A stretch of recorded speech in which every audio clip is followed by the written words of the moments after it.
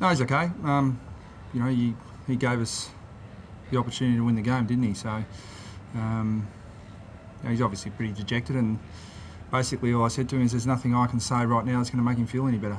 But he's got to front up tomorrow morning and get back into it, and because there's another game next week. What's your emotions after that break?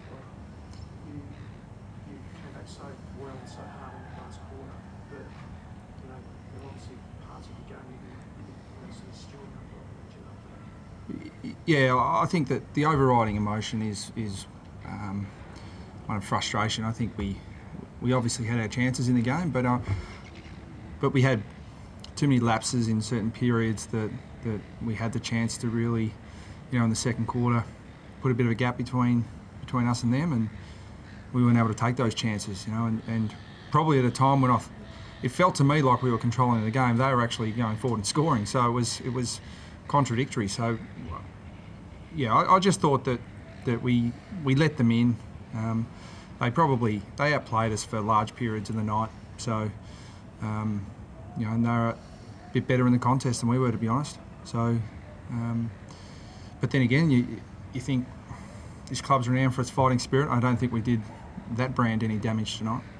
Brad, was one of those lapses also in the third term when they piled a few goals on, when you had, I think Tarrant was off injured, and then I think Cunnington was also getting his head patched up too. Yeah, that didn't help, but I mean, they also had, you know, hocking off for that period of time. So there's certainly no excuses for the performance. I don't think there was anything that we could say, gee, we were unlucky. I mean, we played ourselves into the position we were in, and we were forced to really come back, which we did. But you know, we would have been sitting here if Hamish had kicked the goal, feeling pretty relieved, because we were outplayed for large periods. They certainly outplayed us for longer than we outplayed them. Given that you both finished 8th and 9th last year, does it give you the impression that you're still that bit off the pace in terms of those top 8 sides? No, I can't judge that at all based on that game. Look, we knew that Essendon had a good pre-season. They've got full availability of their list. They've got their back six in good shape. You know, every player that they probably wanted to pick was available to pick tonight, and we weren't far off that either. So, you know, we knew it was going to be a red-hot contest. I mean, everyone thought it was probably going to be a close game, and it doesn't get much closer than that. So, look, I think that Essendon, from what I saw last year, have improved, and I think we've improved. The question still remains as to where the two teams are against, you know, the better sides, but we won't be able to answer that until, you know, mid to late season, I wouldn't have thought. So the different elements of the game is the Cleves, you weren't getting Cleves as the most disappointing aspect. Your disposal seemed to be okay. You know, that's been a bit bugbear of yours, but you just, at times in the game, you just couldn't get the ball out of the stoppage. Yeah, look, I thought Ryder and Hill outplayed McIntosh and Goldstein. You know, I thought that Daniel Wells, I thought, was right on top of Watson early.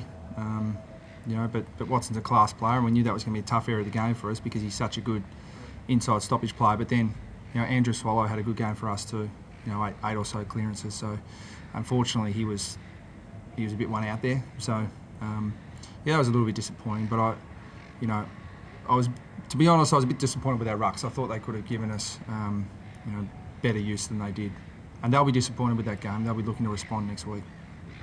What was your favourite movement after quarter time? 13 possessions in that first quarter, coming off the summer that you had with all the blood and everything like that. It's pretty impressive. Yeah, we were never concerned about his fitness, just about his match readiness, and you know, we were able to progress him through those contact sessions, and you know, he really set himself for this game, and I thought he was fantastic. You know, he just, unfortunately, we've only got one of him because we'd like to play him forward, back in midfield.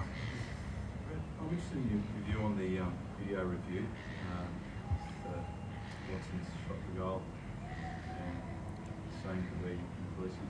Do you have any thoughts on that? No, look, I've said before, I just think that I don't mind the system because you'd rather them get them right, you know, particularly when a game comes down to that, you know, that close margin. So previously umpires have conferred, and you know, Spud might be able to shed some more light on it. But my understanding is the boundary umpire was adamant that it was 100% touched, but they still went to the video review. So you know, it was the boundary umpire probably had the most influence on that.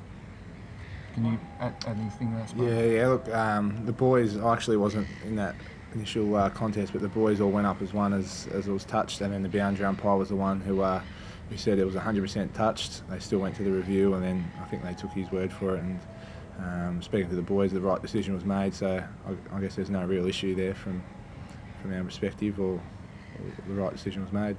So Michael, just clarifying it, they called for the review on the basis of what the boundary umpire said, as opposed to what you guys were saying that was touched. I think there was some, issue there. They weren't sure, and then I think that's normal protocol. The goal umpire goes to the main umpire, then they check with the boundary umpires, and it was the boundary umpire who called it touched. They still went to check it. We should be pretty clear on that. Players don't have the option to call for a video replay. Yeah, I know. Just that it seemed it would have been a dangerous precedent to set. Yeah, but I mean, on this, I know where you're going with it, and I know what what you probably asked James Hird. Ask the umpires. Don't ask us.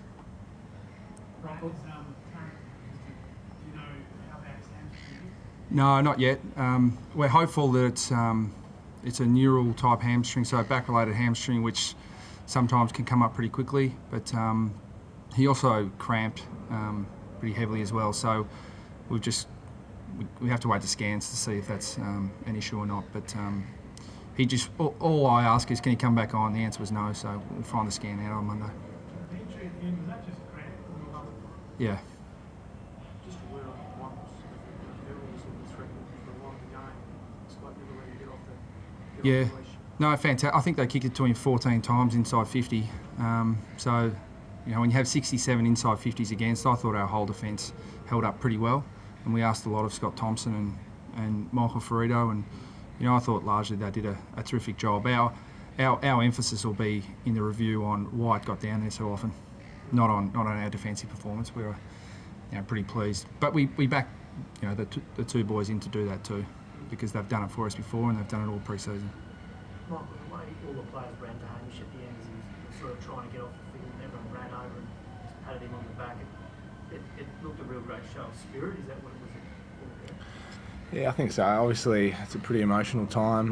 The game was in the balance, and I think I was in the middle of the ground, but it looked pretty good off the boot. So I think a few of the boys might have been going there just getting ready to celebrate, and it faded. So H is, as anyone would be, shot after the siren, and it misses.